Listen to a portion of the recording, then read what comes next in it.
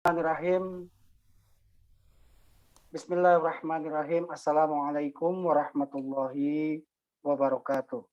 Waalaikumsalam warahmatullahi Warahmatullahi wabarakatuh. Alhamdulillahirabbil alamin. Allahumma shalli ala sayyidina Muhammadin wa ala alihi wa ashabihi ajmain wa man tabi'ahum ila yaumiddin. Asyhadu an la ilaha illallah wahdahu la syarikalah wa asyhadu anna Muhammadan abduhu wa rasuluh. Ibu, Bapak yang dimuliakan Allah Subhanahu wa taala, segala puji hanyalah milik Allah. Patut rasanya kita mensyukuri segala nikmatnya. Semoga di pagi akhir pekan ini Allah limpahkan rahmat serta keberkahan kita semua. Salawat serta salam semoga tercurah kepada junjungan kita Nabi Allah akhir zaman, Nabi besar Muhammad sallallahu alaihi wasallam. Yang kami hormati Gurunda Ustadzah Ang Ridwan, yang kami hormati Ibunda Empet, semoga sehat selalu. Amin. Yang kami hormati Ustadz Wijayanto, alhamdulillah sudah di Bandung dalam rangka safari dakwah. Yang kami hormati Pak Rustam Sumarna, rekan-rekan sekalian, kru Khalifah yang senantiasa membantu, mensupport sehingga kajian subuh insya Allah mudah-mudahan berjalan lancar. Mari kita awali kajian pagi ini dan mengucapkan basmalah bersama-sama. Bismillahirrahmanirrahim. Insya Allah pagi ini akan bersama dengan Ustadzah Ang akan membahas tentang kajian apa Ustadz nih? Ini tentang akhlak Pak ya. Insya Allah. Baik, Ustadz, mangga ya. Sebelum Ustadz dimulai, saya ingin menyampaikan update terkini terkait dengan dana donasi bantuan kemanusiaan dalam rangka Khalifah berbagi ikut serta dalam membantu untuk saudara-saudara kita yang ada di Kabupaten Lumajang, baik banjir bandang, Garut Sukowening. Mudah-mudahan donasi yang Ibu Bapak berikan Allah jadikan sebagai amal ibadah. Dana update terkini sedekah untuk bantuan saudara-saudara kita di Kabupaten Lumajang untuk Khalifah berbagi berjumlah Rp16.125.000 dan dana sedekah subuh kajian kita berjumlah Rp6.200.000. Total dana yang terkumpul Rp22.325.000. Update per tanggal kemarin ya, 17 Desember 2021. Untuk pagi ini belum kami masukkan. Jazakumullah khairan katsira. Terima kasih atas segala donasinya. Mudah-mudahan Allah jadikan sebagai pelindung kelak di yaumil akhir. Terima kasih. Ustadz, mangga dilanjutkan waktu dan tempat kami persilakan. Assalamualaikum warahmatullahi wabarakatuh. Waalaikumsalam warahmatullahi wabarakatuh. Izin share screen dulu Pak Muh ya.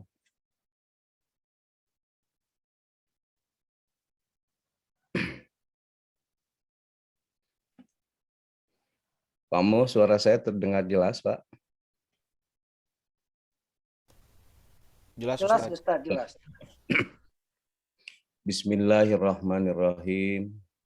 Assalamualaikum warahmatullahi wabarakatuh. Alhamdulillahilladzi qad akhrajana nata'ijal fikri li arbabil hijah. Ashhadu an la ilaha illallahul malikul huda. Wa ashhadu anna Muhammadan abduhu wa rasuluhu alladzi la yantiku anil hawa in huwa illa wahyu yuha. Allahumma sholli ala sayyidina Muhammadin nuril huda wa samsid duha wa badrid duja wa ala alihi wa ashabihi ahli tuqa wan najah. Amma ba'du faya ayyuhal hadirun usikum wa nafsi bitaqwallah faqad fazal muttaqun. Faqala Allah Ta'ala fi kitabihil karim wa huwa asdaqul qailin. A'udzu billahi as-sami'il 'alim minasyaitonir rajim. Bismillahirrahmanirrahim. Kalla barrana ala qulubihim ma kanu yaksibun. Kalla innahum ar-rabbihim yawma idzil mahjubun. Wa qala aidan Rabbi habli hukma wa alhikmi bis salihin waj'alni lisana sidqin fil akhirin waj'alni min warasati jannatin na'im. Al-ayah sadaqallahul azim. Puji dan syukur kita panjatkan kehadirat Allah Subhanahu wa taala. Allah Jalla Jalaluh, Tuhan yang Maha Pengasih dan Maha Penyayang, yang atas kasih dan sayangnya, alhamdulillah sampai pagi hari ini kita masih diberi kesempatan oleh Allah untuk bernapas, hingga kita gunakan kesempatan berharga itu untuk silaturahim meski hanya di ruang tatap maya. Salawat dan salam semoga selamanya terlimpah pada baginda Rasulullah Muhammad SAW, pada para keluarganya, para sahabatnya, dan sampai kepada kita sebagai umatnya. Al-Mukarramun, guru-guru saya, Ibu Hajah Empet, Ustadz Wijayanto, Pak Haji Rustam Sumarna, Pak Haji Mo, Adea, serta Ibu dan Bapak sekalian, teriring doa tulus dari saya. Semoga pagi hari ini kita berada dalam kondisi yang terbaik. Terbaik di pikiran, terbaik di perasaan, terbaik di kesehatan, dan terbaik di harapan kita. Dengan bekal itu semua, apapun yang kita lalui pada kajian subuh hari ini, mudah-mudahan bisa mendatangkan kebaikan bagi kita semua, dan saya pun berharap kebaikan itu terus tumbuh, subur, berkembang, bercabang dalam seluruh rangkaian kehidupan kita, hingga tidak ada satupun tarikan napas dalam kehidupan kita selain dinaungi oleh kebaikan dari Allah Subhanahu wa Ta'ala. Amin ya Allah ya Rabbal Alamin. Ibu dan Bapak yang saya cintai, saya hormati, dan Allah muliakan. Insya Allah pagi hari ini saya akan mengurai jelaskan salah satu topik tentang langkah-langkah menghapus dosa. Ibu dan Bapak sekalian, kajian akan saya awali dengan informasi Al-Quran tentang siapa para kekasih Allah itu. Para kekasih Allah itu berdasarkan petunjuk Quran Surah Ali Imran ayat 76, yang pertama, fa innallaha yuhibbul muttaqin. Sungguh Allah itu sangat mencintai orang-orang yang bertakwa. Karena itu setiap rangkaian khitobah diniyah, ya, seperti khutbah Jumat, khutbah Idul Fitri, khutbah Idul Adha, khutbah sholat gerhana bulan, khutbah sholat gerhana matahari, khutbah sholat istisqa, khutbah nikah, sampai khutbah wukuf di Padang Arafah, seorang khatib dirukunkan untuk menyampaikan wasiat takwa. Ya ayyuhalladzina amanu taqullah haqqa tuqatihi wa la tamutunna illa wa antum muslimun. Kenapa demikian? Sebab pertama, orang yang dicintai Allah adalah orang yang bertakwa.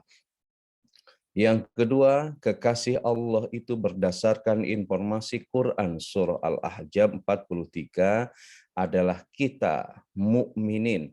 Wa kana bil mu'minina rahima, dan bagi orang-orang yang beriman seperti Pak Haji Muh, Adea, dan kita semua, rahima, Allah akan memberikan kasih sayangnya. Yang ketiga, Ibu dan Pak sekalian, kekasih Allah itu berdasarkan informasi Quran Surah Al-Baqarah 195 adalah muhsinin, yakni orang-orang yang produktif berbuat baik. kebaikan ia produksi, kebaikan ia reproduksi, tidak hanya itu, kebaikan ia distribusikan pada orang lain. Kata Allah, Innallaha yuhibbul muhsinin, sungguh Allah sangat jatuh cinta pada orang-orang yang gemar berbuat baik. Kemudian berikutnya yang keempat, berdasarkan petunjuk Quran Surah Ali Imran lagi ayatnya 146, orang-orang yang dicintai Allah itu adalah orang-orang yang sabar. Ya, Allah menjelaskan, Wallahu yuhibbus sabirin, sungguh Allah sangat mencintai orang-orang yang sabar. Sabar dalam menjalankan perintah Allah, sabar dalam menjauhi larangan Allah, dan sabar ketika diuji oleh Allah. Berikutnya di Ali Imran 156-nya kita menemukan penegasan Allah, Innallaha yuhibbul mutawakkilin. Sungguh Allah itu sangat mencintai orang-orang yang tawakal. Orang-orang yang setelah maksimal melakukan ikhtiar, maka hasilnya ia serahkan kepada Allah. Innallaha, sungguh Allah itu yuhibbul mutawakkilin. Sekali lagi, sangat mencintai orang-orang tawakal. Kemudian berdasarkan Quran surah Al-Baqarah 222. Sungguhnya ini ada dua karakter ya. Kata Allah, Innallaha yuhibbut tawwabina wa yuhibbul mutatahhirin. Kata ayat ini ada dua yang dicintai oleh Allah. Satu, tawwabin, orang-orang yang tobat. Yang kedua, mutatahhirin, orang yang mutahhar, orang yang gemar mensucikan dirinya. Ya. Jadi bila ibu dan bapak ingin dicintai oleh Allah, jadilah tawwabin, orang-orang yang taubat, orang-orang yang kembali kepada Allah, lalu melakukan mutahhar, proses mensucikan dirinya dari segala kotoran ruhaninya. Lalu berdasarkan Quran surah Shaf ayat ke-4, ada kata Innallaha yuhibbul ladzina yuqatiluna fi sabilillah. Sungguh Allah itu sangat mencintai orang-orang yang berjuang, berperang di jalan Allah. Kita mengenalnya dengan sebutan mujahidin. Nah, mujahidin, orang yang mengerahkan segenap kemampuannya untuk berlaga di medan laga, membela agama Allah, itu adalah entitas yang berikutnya yang dicintai oleh Allah. Ibu dan Bapak, kenapa saya mengawali dari sini? Berikutnya, nih, tidak ada manusia yang bersih dari dosa.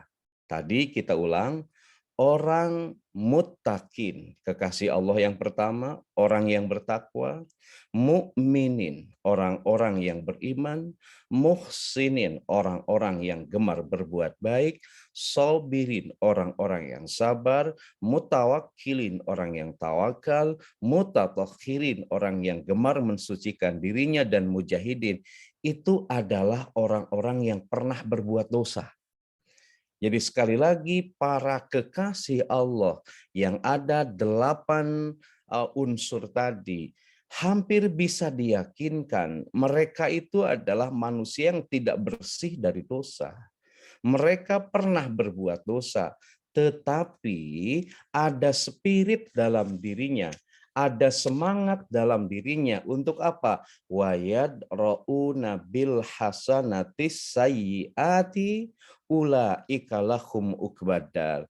Mereka ada keinginan, ada semangat, ada energi untuk menghapus seluruh dosa dan kejahatan yang mereka perbuat dengan apa? Dengan kebaikan. Ulaika lahum ukbadar. Hingga mereka mendapat kesudahan yang baik, mendapat gelar yang baik, mendapat kehormatan yang mulia. Sebagai apa? Kekasih Allah. Jadi para kekasih Allah itu adalah mereka yang pernah berbuat dosa, hanya saja dosanya itu tidak ia biarkan, tetapi ia segera hapus dengan ragam kebaikan, yang karena itu dari dosa yang mereka perbuat, mereka dihantarkan untuk menjadi kekasih Allah, yang dalam Ar-Ra'd 22 ini disebut Uqbadar, sebuah ending atau kesudahan yang baik.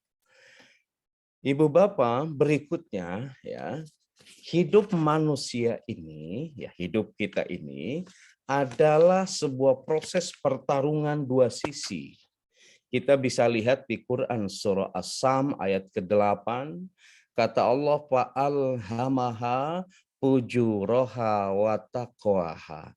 Dan aku ilhamkan pada manusia satu ilham fujurah, potensi berbuat buruk, potensi hawa nafsu, potensi berbuat dosa.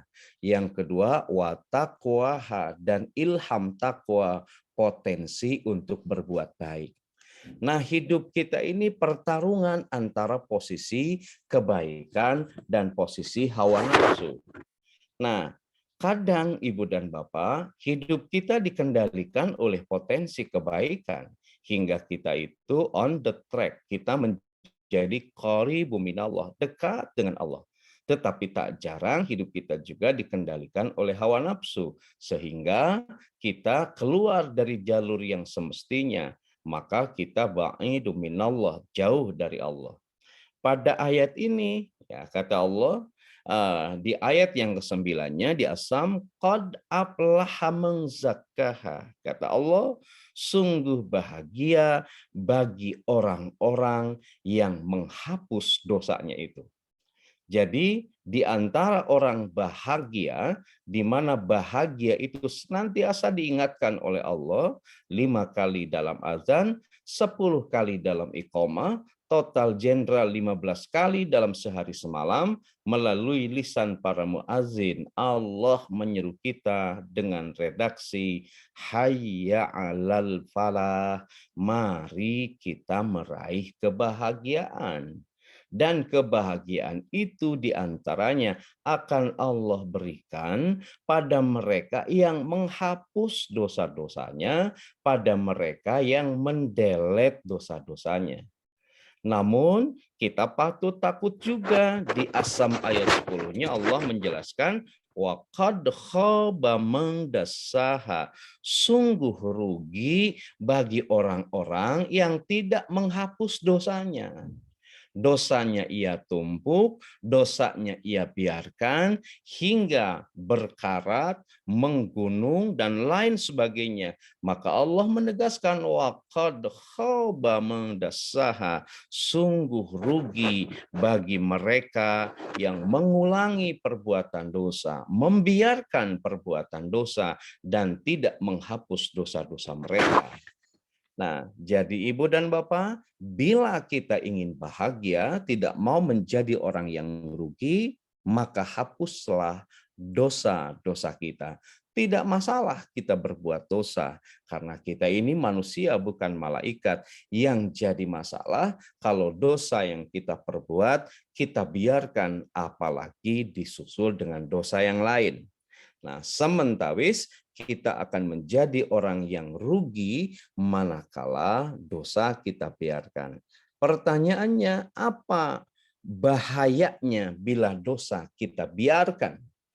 Apa bahayanya bila dosa tidak segera kita delete? Di Quran surah Al-Mutaffifin ayat 14 Allah menegaskan, kalla barrana ala qulubihim ma kanu yaksibun. Kata Allah, sekali-kali tidak demikian. Sebenarnya perbuatan dosa yang selalu mereka kerjakan, perbuatan dosa yang kita biarkan, perbuatan dosa yang tidak segera kita delete, itu apa kata Allah? Akan menutupi hati mereka. Ibu dan Bapak, jadi di dunia bila dosa kita biarkan, maka mata hati kita akan tertutup dari setiap kebaikan. Ibu dan Bapak sekalian, tidak ada kebaikan dalam narasi para ulama yang akan didapatkan oleh mereka yang mata hatinya tertutup. Tidak ada hidayah yang akan Allah berikan pada mereka yang mata hatinya tertutup. Nah, ini tentu sebuah kerugian yang besar. Yang kedua di ayat ke-15-nya, di akhirat nanti kata Allah, kalla innahum ar-rabbihim yauma idil lamahzubun. Sekali-kali tidak. Sesungguhnya mereka pada hari kiamat nanti benar-benar tertutup dari rahmat Allah. Jadi begini, ada lamahjubun, ada hijab. Jadi dosa yang kita perbuat hari ini, ketika tidak segera kita hapus, itu akan menjadi hijab pertemuan kita dengan Allah di hari akhir nanti. Ada yang, kalau para pencinta tafsir, ada yang menafsirkan demikian, bahwa ibu dan bapak, di antara kehormatan yang akan Allah berikan pada hamba-Nya yang beriman dan bertakwa, kelak Allah di yaumil akhir akan menemui kita. Sebagian ada yang menyebutkan ya qadatan, akan bertemu secara langsung dengan Allah. Maka mereka yang diberi kesempatan bertemu langsung dengan Allah, tentu saja itu adalah kemuliaan dan kehormatan. Dan catat, bagi mereka yang produktif berbuat dosa, dosanya ia biarkan tidak segera dihapus, kehormatan untuk bertemu dengan Allah itu tidak akan dimiliki, ya. Tapi kata para mufassir lain, maknanya adalah dari ayat yang ke-15 ini, bahwa orang yang berbuat dosa di akhirat nanti tidak akan mendapatkan rahmat dari Allah Subhanahu wa taala. Padahal rahmat Allah itu sesuatu yang teramat mahal, hingga dalam setiap berjumpa kita harus bertegur sapa dengan salam. Assalamualaikum warahmatullahi wabarakatuh. Itu harus saling bertegur sapa dengan salam karena ada permohonan rahmat.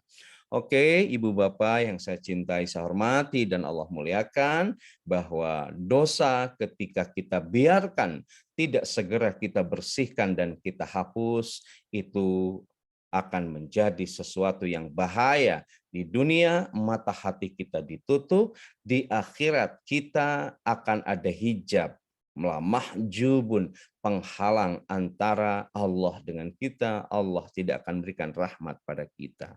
Berikutnya ada pertanyaan, kenapa kita manusia seringkali terjebak berbuat dosa? Mohon maaf, saya skematisasi secara sederhana. Berdasarkan ihtidah bil Quran, itu ada dua sebab kenapa kita berbuat dosa. Pertama, ada faktor internal, faktor yang datang dari dalam diri kita sendiri. Yang kedua, ada faktor eksternal, faktor yang hadir dari luar diri kita. Nah, ini skema yang sangat sederhana. Tentu masih banyak ayat-ayat yang lain yang mengatakan kenapa seseorang bisa berdosa. Dalam petunjuk Quran surah Al-Jatsiyah ayat 23, faktor internal yang kadang mendorong kita berbuat dosa itu, pertama, kita mengikuti dorongan hawa nafsu, ya, bahwa dalam hati kita tadi fa'alhamaha fujuraha, ada ilham fujurah, ada potensi berbuat nafsu, berbuat dosa, potensi kejahatan dalam diri kita. Dari mana potensi kejahatan itu? Alladzi yuwaswisu fi sudurin nas, ya, bahwa di hati kita memang selalu hadir keraguan-raguan yang dibisikkan oleh musuh abadi kita. Nah, tidak sekedar mengikuti dorongan hawa nafsu, seseorang bisa terjebak pada dosa itu karena juga mempertuhankan hawa nafsu. Ya, hawa nafsu bukan sekedar diikuti, sayangnya seringkali kita pertuhankan hingga hawa nafsu mendominasi seluruh pusat kesadaran kita. Potensi pikir kita dikelola oleh hawa nafsu, potensi apeksi atau hati kita dikelola oleh hawa nafsu, maka sudah bisa diyakinkan produksi perilakunya adalah hawa nafsu. Berikutnya, faktor eksternal itu berdasarkan petunjuk surah Al-Kahfi ayat 28. Kenapa kita berbuat dosa? Karena kita salah memilih teman. Satu, yang kedua karena kita tidak berada dalam lingkungan yang baik atau lingkungan di seputar kita sangat tidak baik hingga mengkondisikan kita berbuat dosa. Sekarang mari kita lihat penjelasannya di Al-Jathiyah ayat 23. Kata Allah, apara'aita manittakhadha ilahahu hawahu.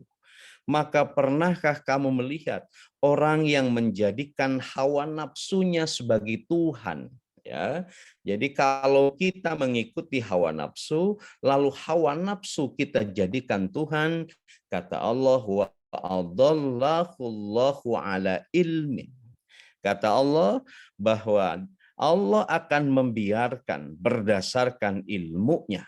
Jadi dengan ilmu yang Allah miliki, Allah akan membiarkan orang-orang yang hidupnya mempertuhankan hawa nafsu. Lalu wa khatama ala sam'ihi wa qalbi. Allah akan mengunci mati pendengaran dan hatinya.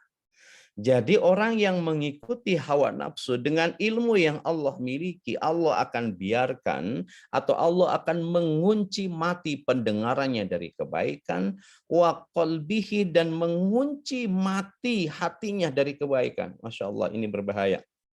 Ya, jadi kalau hati kita, telinga kita dikunci mati, hati kita dikunci mati, lalu waja'ala ala basarihi gisawah, dan Allah akan menutup, meletakkan pada pandangan kita, Allah tutup penglihatan kita. Ya, jadi pendengaran kita dikunci mati, hati kita dikunci mati, lalu pandangan kita pun ditutup mati oleh Allah Subhanahu wa taala.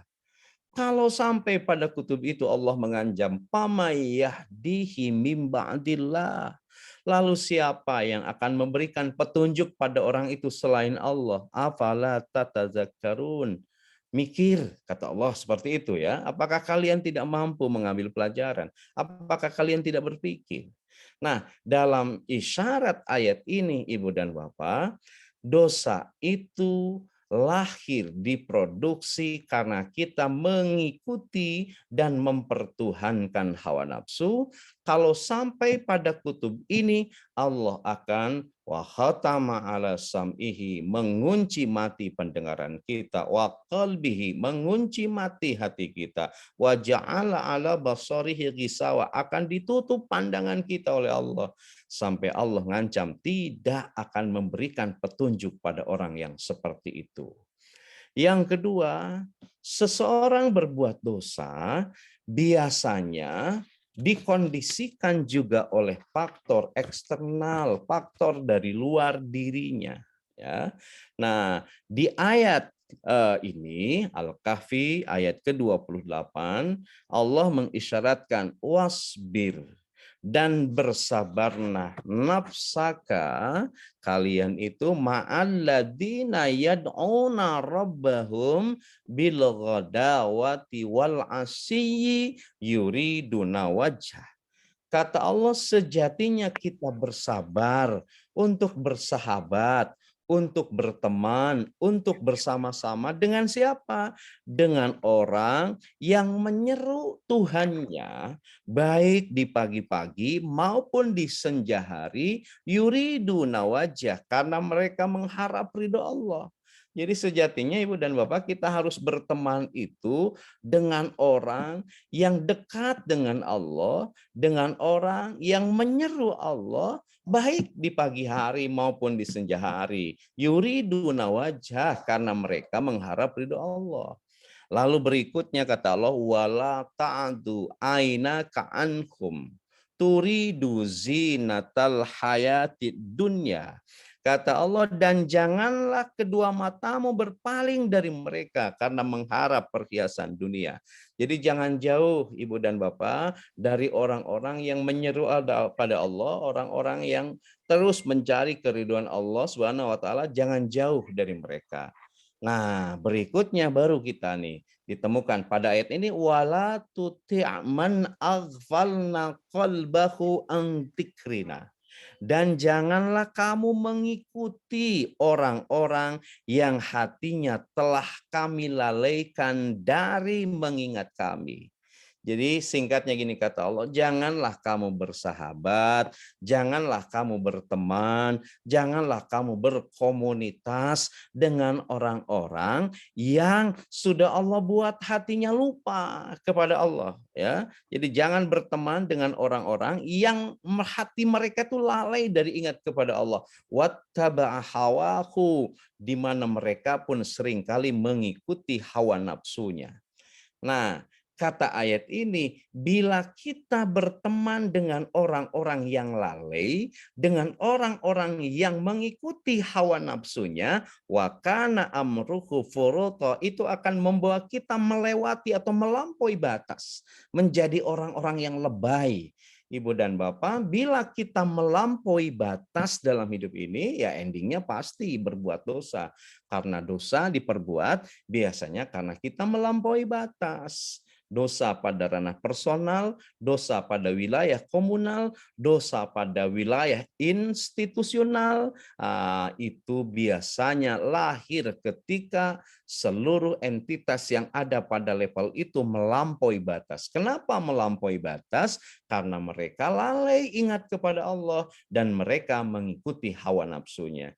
Jadi Ibu dan Bapak, pelajaran berharga yang bisa kita dapat dari ayat ini, jangan salah memilih teman, sebab teman senantiasa mengkondisikan kita bisa berbuat baik dan kita bisa berbuat buruk. Berikutnya, Ibu dan Bapak sekalian, kita masuk pada langkah-langkah karena topik kita langkah-langkah menghapus dosa. Tentu saja langkah-langkah yang kami introdusir ini belum lengkap dan nanti bisa dilengkapi oleh Ibu dan Bapak sekalian. Yang pertama, Ibu dan Bapak, langkah menghapus dosa itu diawali dengan memperbaiki hati. Kita bisa lihat dari Quran surah As-Saff ayat 5, nanti kita kaji. Yang kedua, langkah menghapus dosa itu dengan segera ingat kepada Allah, istighfar, dan tidak mengulangi perbuatan dosa yang lazim kita sebut dengan taubat. Itu ada di Quran surah Ali Imran ayat 135. Lalu yang ketiga, langkah menghapus dosa itu dengan produktif berbuat baik. Bisa kita lihat di Quran surah Hud ayat 114. Kemudian meningkatkan kualitas amal ibadah kita, sebagaimana bisa kita lihat di Quran surah Al-Mulk ayat 2, dan tentu berikutnya ada i'tiraf. Jadi kita memanjatkan doa-doa di mana visi dan isi dari doa itu mengakui segenap dosa yang kita perbuat. Kita lihat yang pertama. Langkah pertama, memperbaiki hati pada saat kita mau menghapus dosa. Ini Ustaz, ya, mohon maaf, boleh di-share screen-nya? ini udah masuk screen-nya? Sudah Pak Mu, sudah masuk, sudah Udah muncul. masuk ya? Ya. Sudah? Oke. Kamu bobon tuh? Oke. Memperbaiki hati yang pertama. Ya, di Quran surah As-Saff kata Allah, falamma zagu azallahu qulubuhum. Kemarin pada saat mengkaji tentang istiqomah, ayat ini pernah saya bacakan juga. Maka tatkala hati mereka berpaling dari kebenaran Allah, Allah memalingkan hati mereka. Jadi kalau hati kita berpaling dari Allah, susah, Ibu dan Bapak, kita akan menghapus dosa. Kenapa? Sebab kalau hati kita berpaling, kata Allah, wallahu la yahdil qaumal fasikin. Allah tidak akan memberikan petunjuk pada hati yang fasik. Allah tidak akan memberikan petunjuk pada hati yang munafik. Allah tidak akan memberikan petunjuk pada hati orang yang zalim. Allah tidak akan memberikan petunjuk pada hati orang yang mubazir. Allah tidak akan memberikan petunjuk pada hati yang musyrik. Apalagi Allah pun tidak akan berikan petunjuk pada hati yang kafir, hati yang kufur. Jadi yang pertama, perbaiki hati dulu. Nah ini dalam hadis yang sahih, yang sangat populer, Rasul bersabda, ala wa inna fil jasadi mudghah idza salahat salahal jasadu kullu wa idza fasadal jasadu kullu ala wahyal qalb. Ingatlah, sungguh dalam tubuh kalian itu terdapat segumpal daging. Bila baik, makaan baik seluruh badan kalian. Namun bila rusak, akan rusak pula lah seluruh potensi jasa kalian. Ingatlah, kata Nabi, itu adalah hati. Jadi perbaiki hati kita, jangan sampai berpaling pada Allah. Yang kedua, dalam spirit Quran surah Ali Imran ayat 135, kata Allah, diawali sebetulnya ini, wasari'u ila maghfiratin mir rabbikum wa jannatin arduhas samawati wal ardu uiddat lil muttaqin. Nah, di antara indikasi orang yang bertakwa itu, ya, walladzina idza fa'alu fahisyatan, dan orang-orang apabila mengerjakan perbuatan keji, au dzalamu anfusahum, atau menganiaya, dolim pada diri sendiri. Jadi ibu dan bapak, kalau ibu dan bapak menjadi para pencinta tafsir, di ragam tafsir dijelaskan berdasarkan ayat ini bahwa dosa itu jika dikualifikasi ada dua. Satu, ada dosa yang keji, dan yang kedua ada dosa yang dibuat oleh diri sendiri. Ya. Fakhisah, di antara definisi dosa keji itu adalah dosa yang dibuat bersama-sama. Ya, seperti apa dosa yang dibuat bersama-sama? Zina misalnya, ya, prostitut, itu adalah dosa yang keji. Kenapa? Sebab itu dikerjakan bersama-sama. Korupsi itu dikerjakan bersama-sama, itu dosa keji. Kemudian apalagi gibah, ya, gibah itu dosa keji. Sebab gibah itu enaknya bersama-sama, bukan sendiri. Hati-hati nih, gibah ini dosa yang keji. Ibu dan bapak sekalian, kita sekarang harus gibah distancing, ya. Sulit banget kita jauh dari gibah itu. Nah, sehingga kadang teman sendiri menjadi sumber hujatan kita, ini gibah. Nah, pokoknya setiap dosa yang diperbuat bersama-sama, apalagi dengan penuh kesadaran, gitu. Nah, itu terkategorisasi sebagai dosa yang keji. Au dzalamu anfusahum, atau dosa yang diperbuat oleh diri sendiri. Jadi kata ayat ini, bila kita berbuat dosa keji dan kita berbuat dosa yang dilakukan di kita sendiri tidak bersama-sama, maka di antara cara menghapusnya, zakarullah, segera kita ingat kepada Allah. Ya, satu, hapus dengan ingat pada Allah. Dua, fastaghfaru lidunubihim, segera susul dengan istighfar atas dosa keji dan dosa yang dibuat oleh diri sendiri itu. Kemudian walam yusirru ala ma fa'alu, dan ada i'tikad tidak akan memperbuat kembali dosa itu. Jadi dalam spirit ayat ini, di antara langkah untuk menghapus dosa, baik dosa yang keji maupun dosa yang diperbuat oleh diri sendiri, ada 3 langkah. Zakarullah, segera ingat kepada Allah. Fastaghfaru lidunubihim, gempur terus dengan istighfar kepada Allah. Lalu setelah itu walam yusirru, ada i'tikad untuk tidak mengulangi dosa lagi. Dan ini lazim secara populer kita sebut dengan taubat. Berikutnya kita percepat ibu dan sekalian, langkah ketiga untuk menghapus dosa itu produktif berbuat baik. Ya, ini ada kabar gembira nampaknya di Quran surah Hud ayat 114. Innal hasanati, sesungguhnya setiap kebaikan-kebaikan yang kita perbuat, yudhibnas sayyiati, itu bisa menghapus perbuatan-perbuatan dosa buruk yang kita kerjakan. Jadi setiap kebaikan yang kita kerjakan itu bisa menghapus keburukan-keburukan yang pernah kita torehkan. Zalika zikra lidzakirin, kata Allah, itulah peringatan bagi orang-orang yang zikir, orang-orang yang ingat kepada Allah.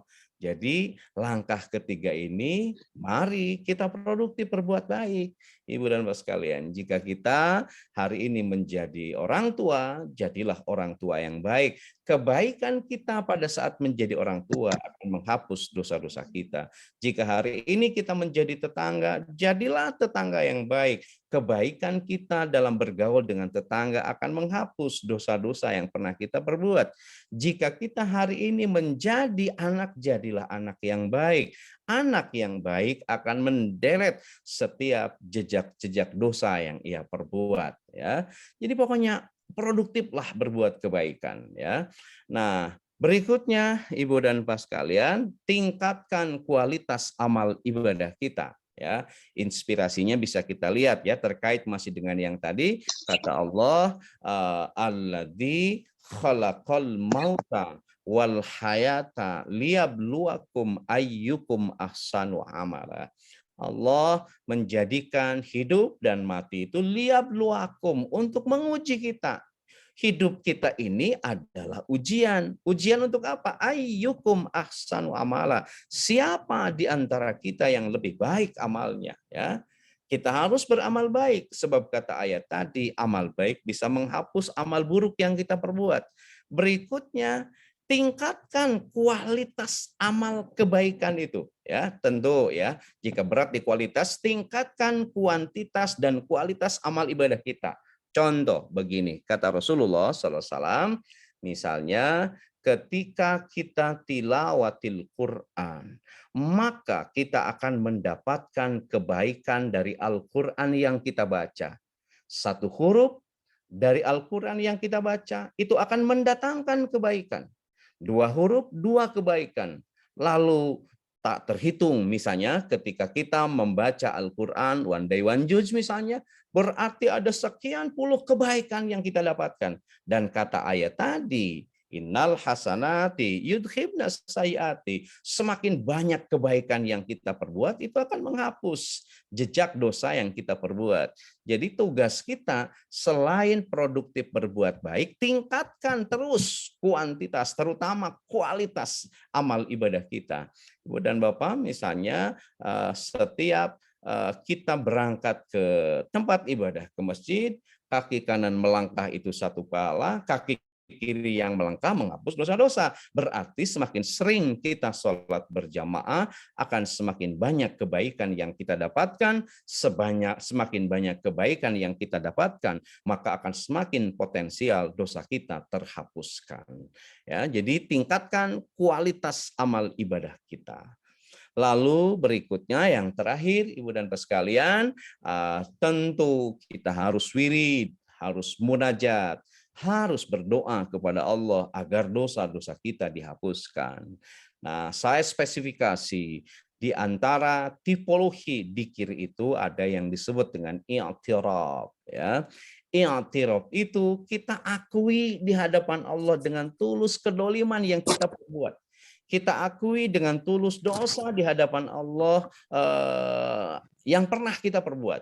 Dan ini sudah diberi contoh, sesungguhnya i'tiraf itu para nabi dan para kekasih Allah.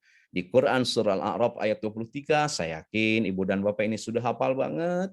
Dan ini harus menjadi wirid munajat kita kepada Allah. Ini i'tiraf ini adalah i'tirafnya Nabi Adam alaihissalam dan Ibunda Hawa ketika mereka dihukum oleh Allah, diusir dari surga, kemudian dilempar ke dunia dalam tanda kutip tentu. Kemudian kenapa demikian? Karena mereka tidak kuat atas manuver tipu daya iblis yang menyesatkan mereka untuk menyentuh pohon larangan, pohon khuldi yang diwanti-wanti oleh Allah jangan didekati. Maka Baginda Adam dan Ibunda Hawa dipisahkan dalam jarak yang luar biasa jauh, dalam kurun waktu juga yang lama. Maka dalam keterpisahan yang luar biasa, mereka berdua mengakui kezalimannya kepada Allah dalam redaksi Rabbana Dolamna anfusana, ya Rab, kami dolim pada diri kami. Wa illam taghfir lana, kalau engkau tidak mengampuni kami. Wa tarhamna, dan merahmati kami. Lanakunanna minal khasirin, sungguh kami termasuk orang-orang yang rugi. Maka setelah mereka i'tiraf, kata sebagian para mufassir, wabil asharihum, setiap menjelang waktu sahur mereka menggunakan atau melantunkan i'tiraf ini, maka mereka dipertemukan oleh Allah di salah satu bukit di Arafah yang kita sebut Jabal Rahmah. Jabal itu gunung, rahmat itu kasih sayang. Mudah-mudahan Ibu dan Bapak kita jamaah Halifatur bisa kembali berziarah ke Jabal Rahmah. Yang kedua, di Quran surah Al-Anbiya ayat 87 ada iktirafnya Nabi Yunus alaihi salam ketika Nabi Yunus, Ibu dan Bapak sekalian, frustasi karena dakwahnya tidak didengar oleh kaumnya, maka Nabi Yunus meninggalkan mereka semuanya dan Allah bendu, Allah nyesel, sebab tugas manusia itu hanya menyeru, jangan maksa mereka untuk ikut. Maka Nabi Yunus dihukum oleh Allah, ditelan oleh ikan nun yang begitu besar. Dalam gelapnya telanan ikan nun, Nabi Yunus iktiraf mengakui kezaliman dalam redaksi la ilaha illa anta subhanaka inni kuntu minadh dhalimin. Tidak ada ilah selain engkau ya Rabb, maha suci engkau, sungguh kami adalah orang dolim. Terakhir ini iktirafnya Nabi Musa alaihi salam di Al-Qasas ayat 16 ketika Nabi Musa dikejar-kejar oleh Fir'aun.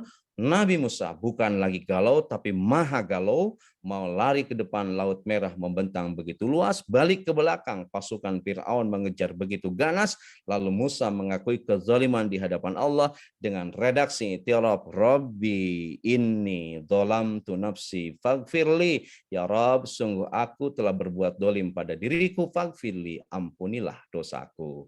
Itulah Ibu dan Bapak langkah-langkah menghapus dosa. Mudah-mudahan dosa yang kita perbuat bisa kita susul dengan ragam kebaikan hingga dosa kita terhapus dan kita dapat gelar mulia dari Allah sebagai para kekasihnya. Sekian Pak Haji Mo, pertama Ya, sebagai Ustaz. untuk menghantar. Mudah-mudahan kita semua dicintai oleh Allah Subhanahu wa taala. Sekian, Assalamualaikum warahmatullahi wabarakatuh. Waalaikumsalam warahmatullahi wabarakatuh. Jazakallah khairan katsiran Ustaz atas tajiannya. Sebelum beberapa hal yang disampaikan, ada dua pertanyaan dari jamaah. Pertama dari Ibu Meniarti. Assalamualaikum warahmatullahi wabarakatuh. Ustaz izin bertanya, kita memang diilhami potensi berbuat baik, tetapi juga kita memang memiliki terkadang punya potensi untuk berbuat dosa nih. Contoh ketika dipanggil azan kita langsung melaksanakan sholat, tapi juga kadang-kadang kita membiarkannya. Bagaimana solusinya agar potensi kebaikan itu tetap hadir dan bisa melakukan sebuah kebaikan? Ya, Ibu dan Bapak sekalian, bagaimana sesungguhnya tips yang bisa kita terapkan agar potensi kebaikan kita punya inner energy, agar punya inner power, lahir kekuatan dari dalam diri kita. Rasulullah menyebutkan bahwa al-imanu yajidu bitta'at. Iman kita itu akan bertambah, hati kita itu akan kuat untuk bisa bertarung dengan potensi kebaikan manakala kita berada pada bingkai ketaatan kepada Allah Subhanahu wa taala. Ibu dan Bapak, bila kita berada pada berada pada bingkai ketaatan kepada Allah, berada pada lingkaran ketundukan kepada Allah, berada pada milieu yang banyak tunduk kepada Allah, maka itu akan menjadi nutrisi yang hebat bagi potensi kebaikan untuk bisa mengelola hawa nafsu. Tetapi mohon maaf, bila kita jauh hidup kita ini bukan berada pada bingkai ketaatan, hidup kita bukan berada pada milieu yang baik, hidup kita bukan berada pada cycle atau lingkaran yang baik, maka potensi kebaikan kita tidak akan mendapatkan suplai nutrisi sehingga kita bisa memiliki energi untuk mengendalikan hawa nafsu. Jadi bila potensi kebaikan kita ingin bergerak memadat menuju ketaatan kepada Allah, maka di antara tips sederhananya adalah bagaimana kita berada pada lingkungan yang baik. Maka tadi di Quran Surah Al-Kahfi, ketika kita sabar untuk bersahabat dengan orang-orang yang menyeru Allah, baik di pagi hari maupun di senja hari, itu sesungguhnya akan mengkondisikan segenap potensi diri kita itu untuk dekat dengan Allah Subhanahu wa taala. Namun sebaliknya, ketika kita berpaling dari mereka, lalu kita bersahabat dan dekat dengan orang-orang yang lalai dan mengikuti hawa nafsunya, maka sesungguhnya itu akan membawa kita menjadi orang yang melampaui batas. Sebanyak apapun panggilan untuk berbuat baik pada kita, akan semakin kuat kita bertahan untuk tidak mengikutinya. Maka Pak Haji, motif yang sederhananya adalah bagaimana setiap kita berada pada lingkaran kebaikan, kita berada pada prem atau bingkai kebaikan, maka itu akan memberi nutrisi potensi kebaikan, kita punya energi. Baik, Itu terima kasih sebenarnya. Ustaz Dan. Oh. Ada satu lagi pertanyaan dari Pak Haji Muhammad Faza. Ya. Assalamualaikum warahmatullahi wabarakatuh. Ustaz izin bertanya, bagaimana manusia mempertuhankan hawa nafsu? Dan bagaimana indikasi dalam diri kita bahwa kita sudah mempertuhankan hawa nafsu? Oke.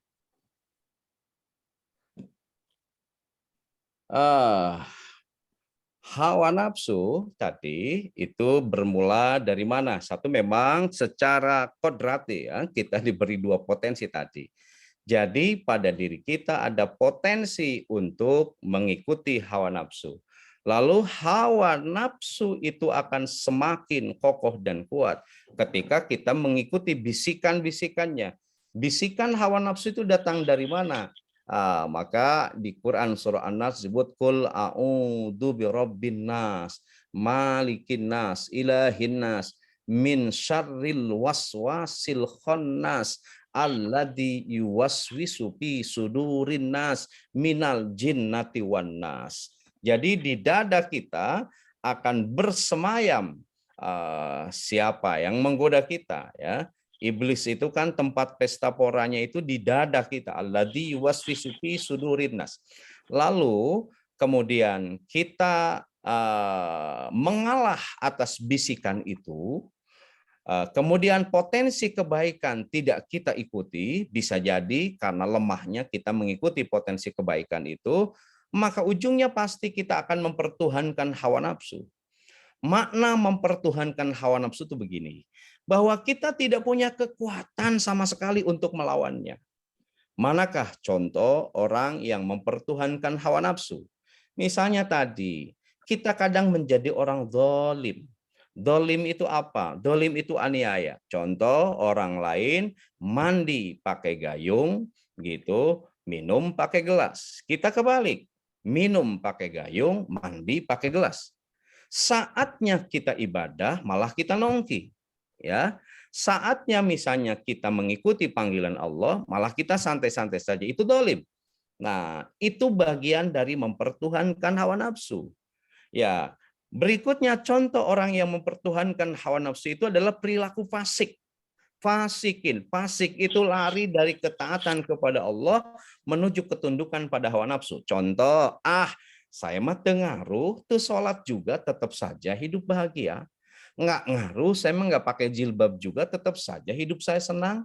Nggak ngaruh, saya nggak baca Quran juga tetap saja pendapatan saya banyak. Lalu ditinggalkanlah baca Quran, ditinggalkanlah sholat, dibukalah aurat. Itu kita tengah mempertuhankan hawa nafsu. Karena kita lari dari ketaatan kepada Allah menuju ketundukan pada hawa nafsu kita. 1, zalimin. 2, fasikin. 3, munafikin. Ya, ketika kita terjebak pada perilaku munafik, lain di bibir, lain di hati, kita bermain drama hidup ini ya. Kita bermain peran dalam hidup kita ini, kita menjadi bunglon dalam hidup kita ini. Nah, Ibu dan Bapak, hati-hati ketika kita banyak acting dalam hidup kita ini, di hadapan orang tertentu kita pakai wajah ini, di belakang orang lain begitu jahatnya diri kita itu kita tanda mempertuhankan hawa nafsu. Bagaimana lagi bentuk mempertuhankan hawa nafsu? Mubazirin, kita terjebak pada perilaku boros. Ya, hati-hati, kata Allah, innal mubazzirina kanu ikhwanas sayatin. para pemboros itu adalah saudara-saudaranya setan. Ibu dan Bapak, ketika kita terjebak pada perilaku boros, perilaku konsumtif misalnya, nah itu adalah bagian dari mempertuhankan hawa nafsu. Kata Nabi, tidak ada kebahagiaan bagi mubazirin, bagi orang-orang yang berperilaku boros. Berikutnya, musyrikin, musyrik. Ya, kita menduakan Allah misalnya. Itu bagian dari mengikuti hawa nafsu kita, mempertuhankan hawa nafsu kita. Ibu dan Bapak, pada saat kita tidak percaya kepada Allah, lalu kita menduakan Allah. Pada saat kita tidak yakin kepada Allah, lalu kita jauh dari Allah, wah itu hati-hati. Ya, itu bagian dari mempertuhankan hawa nafsu. Satu lagi, kafirin, kafir. Kufur itu orang yang tertutup hatinya, menutup hati dari kebenaran, menutup hati dari kebaikan, itu menjadi ciri-ciri orang yang mempertuhankan hawa nafsu. Jadi Pak Haji Mo, bila kita skematisir orang yang mempertuhankan hawa nafsu itu satu tadi apa? Zalimin, dua fasikin, tiga munafikin, empat mubazirin, lima musyrikin, dan keenam kafirin. Kenapa bisa mempertuhankan hawa nafsu? Ada dua tadi faktornya, internal dan eksternal. Mudah-mudahan tidak puas Pak Mo hingga nanti bertanya kembali pada Bu Empet dan pada Ustadz Wijayanto. Siap Ustaz, terima kasih.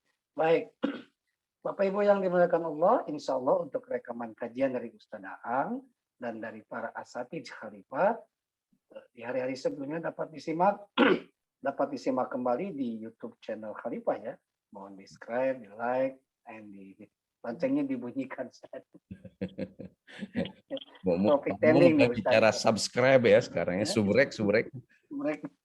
Topik trending ya kan. Ustaz nih kemarin sampai 511 ya videonya. Baik, kita akan sapa dulu. Assalamualaikum Bunda Empet, ada yang mau disampaikan? Waalaikumsalam warahmatullahi wabarakatuh. Sedikit saja udah cukup sama Pak Aang, tapi menambahkan Allahumma paksa aja. Kita dipaksakan untuk selalu berbuat baik, kita dipaksakan selalu istiqomah dalam ibadah, berteman dengan orang-orang baik, dan selalu baca Quran kita laksanakan biarpun suka ngantuk ya kalau udah nini mah, tapi terus-terusan kita selalu sedekah. Ya itu sedekah itu lagi lapang dan sempit kita laksanakan aja Al-Imran 133 atau 131. Nah itu hanya itu aja. Marilah kita semuanya pada berbuat kebaikan, dan lebih-lebih ini para pendengarnya semuanya sudah beribadah haji. Untuk menggapai kemabruran haji kita hanya meningkatkan dalam ibadah, dan mungkin sekarang agak susah untuk berangkat ibadah haji, tinggal kita meningkatkan kemabruran kita dengan meningkatkan ibadah-ibadah kita. Itulah barangkali supaya kita kalau dipanggil oleh Allah dalam keadaan kita sedang berbuat kebaikan. Assalamualaikum warahmatullahi wabarakatuh. Waalaikumsalam warahmatullahi wabarakatuh. Waalaikumsalam warahmatullahi wabarakatuh. Hatur nuhun Bu Empet. Assalamualaikum Ustadz Wijayanto.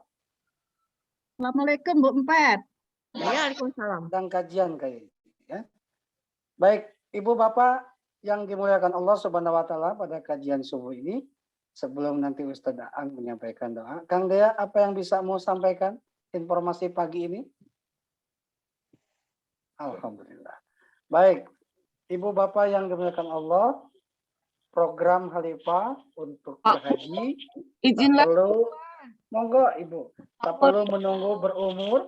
Insya Allah pendaftaran haji khusus sudah bisa dilaksanakan pada usia 12 tahun dan usia keberangkatan 18 tahun. Silakan untuk mendaftar di kolom chat, nanti akan dikirim siapa saja para petugas yang akan menerima pendaftaran.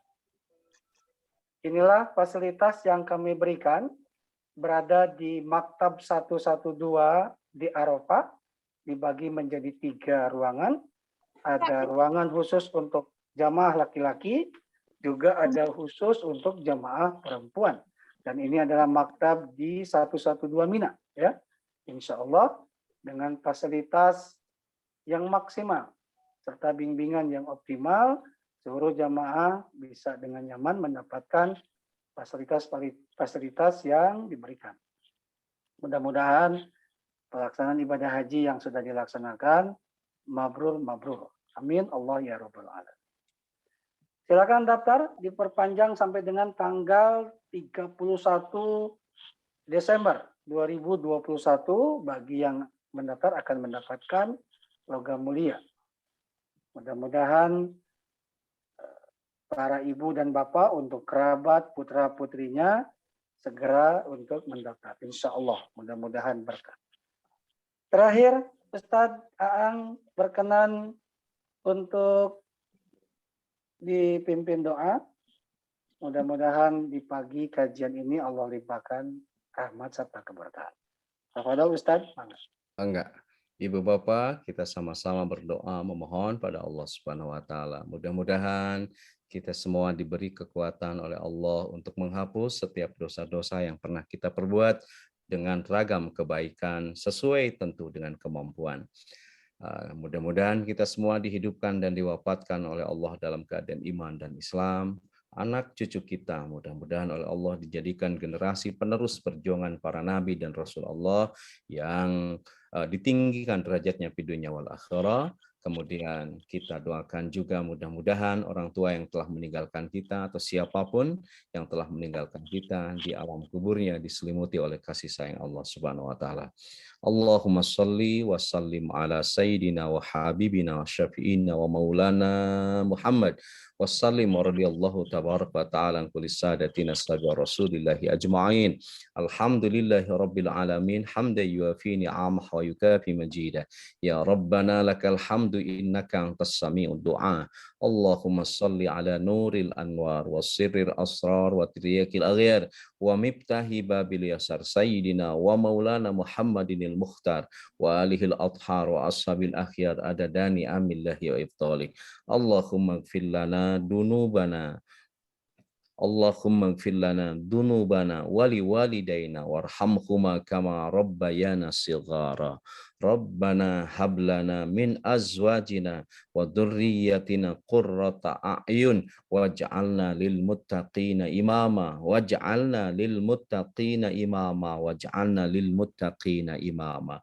Rabbana dhalamna anfusana wa illam taghfir lana wa tarhamna lanakunanna minal khasirin. La ilaha illa anta subhanaka inni kuntu minadh dhalimin. Rabbi inni dhalamtu nafsi faghfirli. Rabbana atmim lana nurana waghfir lana innaka ala kulli syai'in qadir.